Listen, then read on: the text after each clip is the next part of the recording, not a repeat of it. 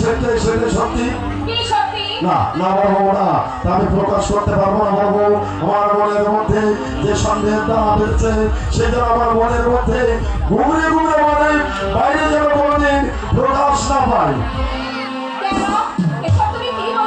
বলবো সমুদ্রের বালুতলে যে রেখা টেনেছি তখন আসতেই এক্ষুনি হয়তো সমুদ্রের জল এসে ধুয়ে মুছে একাকার হয়ে যাবে, আর আমি শুধু নীরব দর্শকের মতো চেয়ে দেখবো আর শুধু আফসোস করবো। বুঝবে না, তুমি বুঝবে না বলবো, তুমি বুঝবে না।